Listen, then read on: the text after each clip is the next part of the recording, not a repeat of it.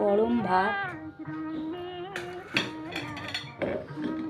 মিষ্টি কুমড়োর পাতার বড়া, ভেতরে পুর ভরে, ডালের পুরটাও নেড়ে নিয়ে ভেতরে ভরে চালের গুঁড়ো বেসনের মধ্যে চুবিয়ে বড়া, আলু পেঁয়াজ ভাজা,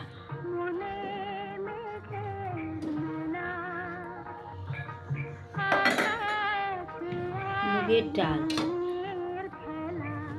কাঁচা কলা, গাজর, পটল, আলু, বড়ি সব সবজি দিয়ে জিরে বাটা দিয়ে ধনেপাতা কুচি দিয়ে তরকারি, মাছের ঝোল, আদা বাটা, লঙ্কা বাটা আর টমেটো বাটা দিয়ে মাছের ঝোল, ধনেপাতা কুচিও করেছিল, টমেটোর চাটনি, স্যালাড।